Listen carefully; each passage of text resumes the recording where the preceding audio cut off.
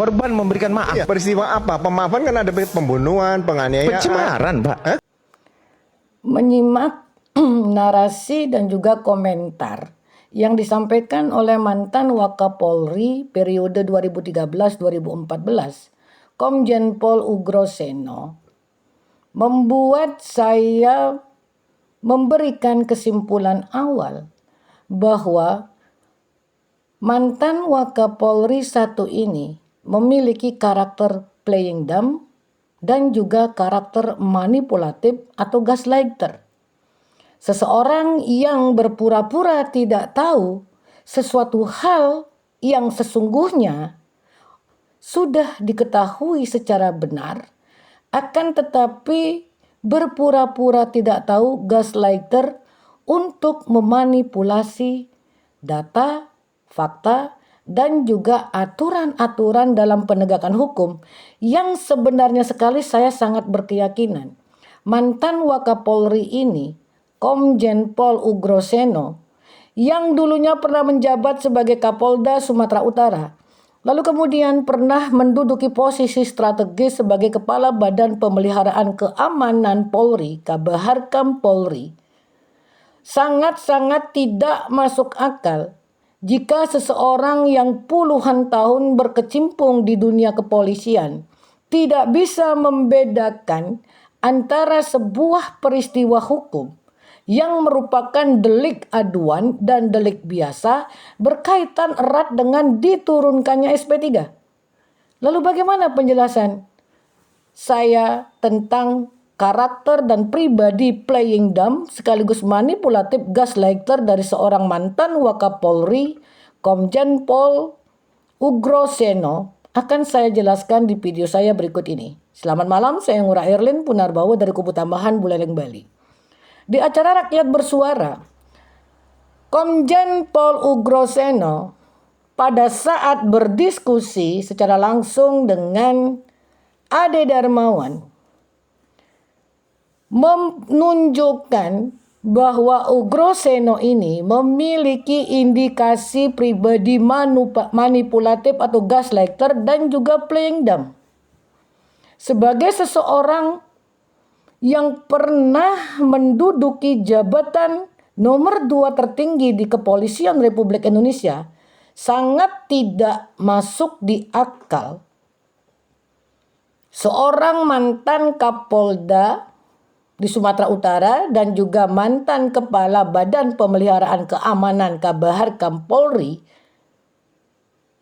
tidak bisa membedakan proses turunnya SP3 terhadap kasus yang merupakan dua delik yang berbeda. Antara delik biasa seperti pencurian, penganiayaan berat, bahkan pembunuhan merupakan kategori peristiwa hukum, perbuatan hukum yang merupakan delik biasa. Berbeda dengan kasus pencemaran nama baik dan perzinahan yang keduanya merupakan delik aduan. Anda benar-benar berperilaku manipulatif, gaslighter, Komjen Pol Ugroseno. Dasar hukum tentang turunnya SP3 berkaitan dengan kasus pencemaran nama baik yang merupakan delik aduan dalam perkara keluarnya SP3 yang dimulai dengan permohonan keadilan restoratif atau restoratif justice yang diajukan oleh pihak terlapor, tersangka atau terdakwa ke pihak Polda Metro Jaya atau kepolisian daerah lainnya jika ada kasus serupa, maka pihak Polda Metro Jaya berposisi sebagai mediator. Karena pihak Polda Metro Jaya yang menerima pengajuan restoratif justice dari terlapor, tersangka atau terdakwa akan menjadi mediator dengan pihak pelapor atau korban. Sesuai dengan pasal 79 dan pasal 80 Undang-Undang Nomor 20 Tahun 2025 yang di dalamnya dengan jelas mengatur tentang restoratif justice, syarat utamanya adalah adanya upaya perdamaian antara pihak korban atau pelapor dengan terlapor, tersangka atau terdakwa sekalipun. Dalam hal ini belum tentu juga pelapor atau korban menerima restoratif justice yang dimohonkan oleh terlapor, tersangka, atau terdakwa. Lalu jika kemudian permohonan restoratif justice diterima oleh pelapor atau korban, lalu kemudian dibarengi dengan adanya persepakatan damai, entah tertulis ataupun tidak, itu tergantung dari kedua belah pihak. Apakah permohonan maaf diajukan secara terbuka atau ke hadapan publik atau tidak, itu adalah hak dari kedua belah pihak. Orang lain jangan pura-pura sok tahu seperti Anda, Komjen Pol Ugroseno, karena yang paling memahami apa yang terjadi dalam proses perdamaian, proses rekonsiliasi di antara pelapor atau korban dengan pihak terlapor, tersangka atau terdakwa, dan juga para kuasa hukum masing-masing. Lalu dengan gelar perkara, maka pihak Polda Metro Jaya mengeluarkan SP3. Ketika Anda mengatakan kasus apa? Adanya perdamaian atau permintaan maaf ketika Bang Ade Darmawan mengatakan pencemaran nama baik, Anda mempertanyakan tentang pembunuhan.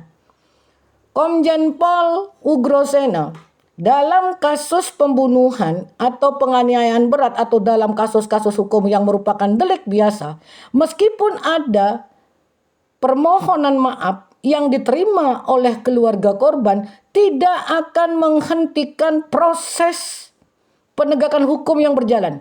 Sangat berbeda dengan kasus dalam delik aduan, dalam hal ini kasus pencemaran nama baik. Sesuai dengan pasal 79 dan pasal 80 Undang-Undang Nomor 20 Tahun 2025, syarat utama bisa dikeluarkannya SP3 adalah adanya persepakatan damai antara kedua belah pihak. Dalam hal ini pelapor atau korban dengan para terlapor, tersangka atau terdakwa. Anda bukan tidak tahu Pak Ugroseno, tetapi Anda berpura-pura tidak tahu. Sebuah karakter manipulatif atau gaslighter yang sedang Anda tunjukkan secara terbuka di hadapan publik. Ada baiknya Anda membaca kembali pasal 77 Kitab Undang-Undang Hukum Acara Pidana. Baca lagi Pak Ugroseno, biar Anda ketika nanti diundang sebagai bintang tamu, Anda tidak melakukan tutorial mempermalukan diri Anda sendiri. Pak Ugroseno, apakah kegagalan Anda lolos sebagai calon anggota DPR RI dari Partai Nasdem pada pemilu legislatif 2024 lalu, di mana Anda maju sebagai calon